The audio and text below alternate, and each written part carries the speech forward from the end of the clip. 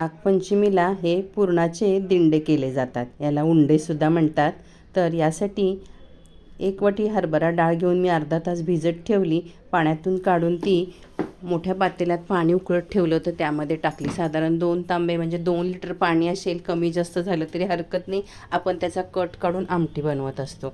तर डाळ छान मऊसूत शिजल्यानंतर आपण याला झाकण ठेवायचं आणि 5 मिनिटांनी त्याचं असं आळण काढून घ्यायचं, येळवणी काढून घ्यायची, त्याची आपण आमटी बनवतो. त्याच भांड्यात डाळ टाकून घेतली, पाव किलो गूळ टाकला, 300 ग्रॅम डाळीमधली 50 ग्रॅम डाळ म्हणजे अर्धी वाटी, साधारण अर्धी वाटी शिजलेली डाळ काढून ठेवली आमटीसाठी. याच्यामध्ये चिमटभर मीठ टाकलं.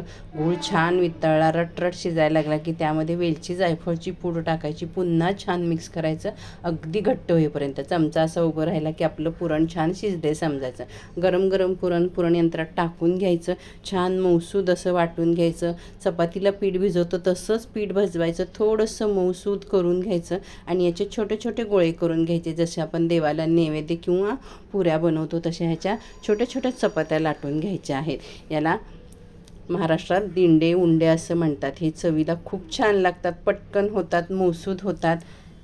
अशा प्रकारचे मी 5 पुऱ्या करून घेते, 5 चपात्या करून घेते. हातामध्ये लिंबा एवढा पुरणाचा गोळा घ्यायचा, किंवा तुम्हाला जर मोठे बनवायचे असेल तर मोठे घ्यायचे, पण साधारण या साईजचे बनवले जातात. त्याला थोडासा चौकोन शेप द्यायचा, लाटलेल्या पुरीवर ठेवायचा, समोरासमोरच्या बाजू दुमडून घ्यायच्या आणि असा उशीचा आकार द्यायचा. ह्याला उंडे म्हणतात. आणि ह्याला खालीवर असं तेल लावायचं, चाळणीला सुद्धा तेल लावायचं आणि घड्या फोल्ड केलेली बाजू आतमध्ये ठेवून छान वाफवून घ्यायचं. म्हणजे घडीची जी बाजू असते ती छान वाफवली जाते.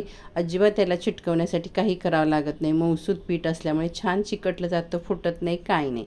5 ते 6 मिनटात आपण याला वाफवून घ्यायचं आहे. असे मोदकसुद्धा बनवले जातात. गॅसवर पाणी उकळत ठेवलेलं आहे, त्यावर चाळण ठेवली. 5-6 मिनटातच हे मस्त फुगून टम्म होतात आणि मऊसूद होतात. याच्यावर साजूक तूप घालून खायचं आहे किंवा दुधात बुडवून खायचं आहे. कांदा लसूण न वापरता येळवण्याची आमटी आहे, मेथीची भाजी, डाळ भात असा साधा सोपा पारंपरिक नैवेद्य दाखवला जातो. तुम्हीसुद्धा करून पहा. आवडल्यास लाईक करा.